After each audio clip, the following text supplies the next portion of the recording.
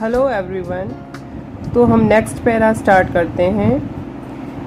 Based on his observation on monohybrid crosses, Mendel proposed two general rules to consolidate his understanding of inheritance in monohybrid crosses।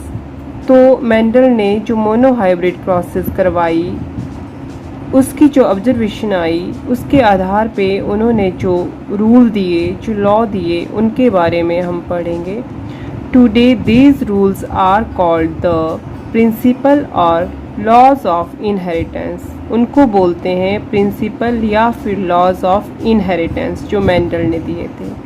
हालांकि मैं आपको पिछले video में ये करवा चुकी हूँ, फिर भी मैं एनसीईआरटी बुक से पढ़ के आपको एक बार फिर से बता रही हूँ ताकि आपको अच्छे से अंडरस्टैंड हो जाए।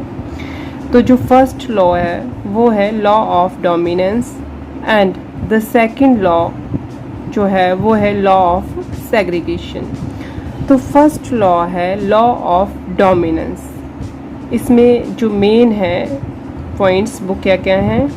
Number 1, Characters are controlled by discrete units called factor। जो भी किसी इंडिविजुअल में जो भी करेक्टर होते हैं उनको एक डिस्क्रीट यूनिट कंट्रोल करती है। उस डिस्क्रीट यूनिट्स को मेंडल ने नाम दिया था फैक्टर, बट उनको आजकल जो है जीन बोलते हैं। Clear. Second, factors occurs in pairs. जो फैक्टर्स होते हैं वो ऑलवेज पेयर्स में होते हैं, जैसे कि होमोजाइगस डोमिनेंट हो गया, होमोजाइगस रिसेसिव हो गया या हाइब्रिड हो गया। जैसे capital T small T capital T small T hybrid हो गया। तो ये पेयर्स में होते हैं, जो जीन्स होती हैं वो पेयर्स में होती हैं। Third, in a dissimilar pair of factor. Dissimilar pair of factor क्या हुआ, जैसे कि हाइब्रिड में एक कैपिटल टी आ गया, एक स्मॉल टी, ये डिसिमिलर पेयर है। तो इसमें one member of the pair dominant the other. तो इसमें क्या हुआ, एक मेंबर जो है वो डोमिनेंट होता है और जो दूसरा होता है वो रिसेसिव होता है। तो ये जो डोमिनेंट होता है ये दूसरे करैक्टर को एक्सप्रेस ही नहीं होने देता है। जो एक्सप्रेस नहीं होता है वो रिसेसिव होता है और जो अपने आप को एक्सप्रेस करता है वो डोमिनेंट होता है। क्लियर। ये है लॉ ऑफ डोमिनेंस के कुछ पॉइंट।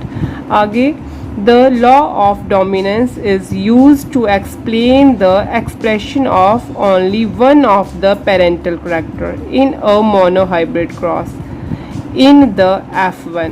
जैसे कि हमने पढ़ लिया है कि अगर हम देखेंगे मोनोहाइब्रिड क्रॉस करवाएंगे तो जो F1 जनरेशन आती है उसमें सिर्फ एक पेरेंट्स का ही करैक्टर आता है, उसमें सिर्फ डोमिनेंट करैक्टर आता है। And the expression of both in the F2। और जो F2 जनरेशन आती है उसमें दोनों के करैक्टर आते हैं। It also explain the proportion of 3:1 आती है F2 जनरेशन में। ये मैं आपको पहले ही वीडियो में बता चुकी हूँ। नेक्स्ट जो लॉ है that is law of segregation. ये भी हम कर चुके हैं बट फिर भी मैं आपको दोबारा से बता देती हूँ। This law is based on the fact that the alleles do not show any blending and that both the characters are recovered as such in the F2 generation. Two, one of these is not seen at the F1 stage। इस law में बताया गया है कि जो alleles होती हैं वो आपस में ब्लेंड नहीं होती हैं, उनकी मिक्सिंग नहीं होती हैं। जैसे कि हमने देखा है कि जो F1 स्टेज होती है उसमें सिर्फ एक पेरेंट्स का ही करैक्टर जो है एक्सप्रेस होता है, दूसरे का करैक्टर नहीं आता है। जो करैक्टर F1 जनरेशन में नहीं आया था वो करैक्टर जो है हमें F2 जनरेशन में रिकवर हो जाता है। तो दोनों पेरेंट्स के जो करैक्टर हैं वो हमें F2 में मिलते हैं। तो इस चीज़ से ये चीज़ क्लियर हो जाती है कि जो करैक्टर है उनकी ब्लेंडिंग नहीं होती है, वो मिक्सअप नहीं होते हैं। या तो वो डोमिनेंट करैक्टर आएगा या रिसेसिव करैक्टर आएगा, बीच का कोई भी करैक्टर जो है वो नहीं आता है। इट मीन्स कि ब्लेंडिंग नहीं होती है। Though the parents contain two alleles during gamete formation, the factor or alleles of a pair segregate from each other such that a gamete receive only one of the two factor। जिस time पे gamete formation होती है, gamete बनते हैं, जैसे कि हमने देखा हर एक पेरेंट्स के पास 2 एलील्स होती हैं, बट जब गैमिट्स बनते हैं तो एक एलील्स एक पेरेंट से आती है और जो दूसरी एलील्स होती है वो दूसरे पेरेंट से आती है, वो सेग्रीगेट हो जाते हैं। जो एक पेरेंट्स की 2 एलील्स होती हैं वो अलग अलग गैमेट्स में जाती हैं, वो सेग्रीगेट हो जाती हैं। तो of course a homozygous parents produce all gamete that are similar. तो अब हमें पता है कि होमोजाइगस पेरेंट्स से अगर मान लो जैसे कैपिटल टी है, अगर वो गैमेट बनाएगा तो वो क्या दे सकता है, वो तो कैपिटल टी ही देगा हर एक गैमेट में, तो वो सिमिलर देगा, जो भी गैमेट बनाएगा सिमिलर बनाएगा। बट अगर वहाँ पे हेट्रोजाइगस है, पेरेंट्स जो है हेट्रोजाइगस है, तो वो 2 तरह के जो है गैमेट बनाएगा। One produce 2 kind of gamete बनाएगा वो जो हेट्रोजाइगस है, each having 1 allele with equal proportion.